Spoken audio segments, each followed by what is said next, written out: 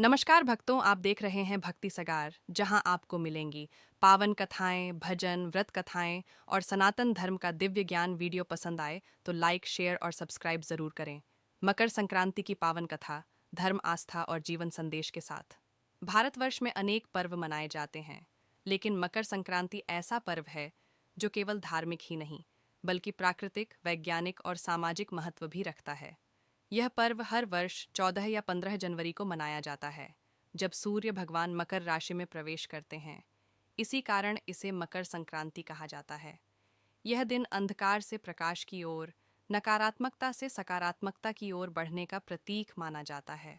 सूर्यदेव और मकर संक्रांति की कथा प्राचीन समय की बात है। सूर्यदेव अत्यंत तेजस्वी और अनुशासन प्रिय देवता थे। वे अपने नियमों का पालन करते थे और सिद्धांतों में इतने कठोर थे कि अपने ही पुत्र शनिदेव से भी उनका संबंध ठीक नहीं था। शनिदेव न्याय के देवता थे और कर्म के अनुसार फल देते थे। कहा जाता है कि शनिदेव ने कठोर तपस्या कर मकर राशि को अपना स्थान बनाया। सूर्यदेव और शनिदेव के बीच मतभेद होने के कारण सूर्यदेव उस क्षेत्र में नहीं जाते थे जहां शनिदेव का प्रभाव हो। लेकिन जब सूर्यदेव मकर राशि में प्रवेश करते हैं तो यह घटना इस बात का प्रतीक मानी जाती है कि अहंकार छोड़कर संबंधों को सुधारना ही सच्ची विजय है। इस दिन सूर्यदेव स्वयं अपने पुत्र शनिदेव के घर जाते हैं।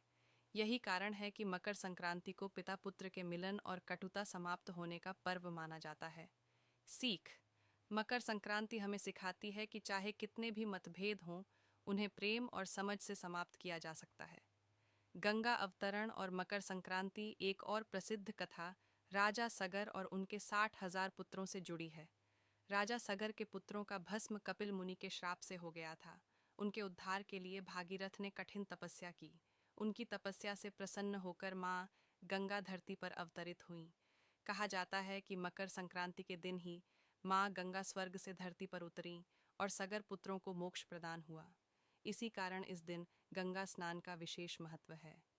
यही कारण है कि गंगा सागर, प्रयागराज, हरिद्वार जैसे तीर्थों पर लाखों श्रद्धालु मकर संक्रांति के दिन स्नान करते हैं। भीष्म पितामह और उत्तरायण की कथा महाभारत की एक अत्यंत भावुक कथा भी मकर संक्रांति से जुड़ी है। भीष्म पितामह को इच्छा मृत्यु का वरदान प्राप्त था।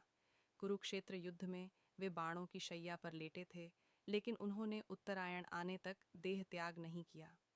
जब सूर्य उत्तर दिशा की ओर बढ़े और मकर संक्रांति का दिन आया, तब भीष्म पितामह ने श्री कृष्ण का स्मरण करते हुए शरीर त्याग दिया। इसलिए मकर संक्रांति को मोक्षदायिनी तिथि, पुण्य का द्वार माना जाता है। तिल और गुड़ का महत्व: मकर संक्रांति पर तिल और गुड़ खाने की परंपरा है। पौराणिक मान्यता है कि इस दिन यमराज और यमुना का मिलन हुआ था। यमराज ने यमुना को तिल गुड़ भेंट किया था और कहा, जो भाई बहन इस दिन तिल गुड़ खाएंगे, उनके बीच प्रेम बना रहेगा। तिल का अर्थ पापों का नाश, शरीर की शुद्धि। गुड़ का अर्थ जीवन में मिठास, कटु वचनों का त्याग। इसलिए कहा जाता है, तिल एक गुड़ गया, घोट घोट बोला। पतंग उड़ाने की परंपरा: मकर संक्रांति पर पतंग उड़ाने की परंपरा भी अत्यंत महत्वपूर्ण है। मान्यता है कि इस दिन सूर्य की किरणें औषधीय होती हैं। पतंग उड़ाते समय शरीर को धूप मिलती है, रोग प्रतिरोधक क्षमता बढ़ती है। पतंग उड़ाना प्रतीक है अपने सपनों को खुले आकाश में उड़ान देने का। किसान और फसल का पर्व: मकर संक्रांति किसानों का उत्सव भी है। इस समय नई फसल तैयार होती है। भारत के अलग अलग राज्यों में इसे अलग नामों से मनाया जाता है। पोंगल, तमिलनाडु लोहड़ी, पंजाब उत्तरायण, गुजरात खिचड़ी पर्व, उत्तर प्रदेश। यह पर्व हमें प्रकृति के प्रति कृतज्ञता सिखाता है। मकर संक्रांति का जीवन संदेश: मकर संक्रांति केवल एक त्योहार नहीं, बल्कि जीवन जीने की कला है। यह सिखाती है अंधकार से प्रकाश की ओर बढ़ना, अहंकार त्याग कर संबंध सुधारना, दान, स्नान और ध्यान का महत्व। मेहनत का फल मीठा होता है। निष्कर्ष: मकर संक्रांति का पर्व हमें यह याद दिलाता है कि जब सूर्य भी अपनी दिशा बदल सकता है, तो हम क्यों नहीं। आइए इस मकर संक्रांति पर बुरे विचारों को त्यागें, अच्छे कर्म अपनाएं, प्रेम, सेवा और सद्भाव फैलाएं। सभी को मकर संक्रांति की हार्दिक शुभकामनाएं।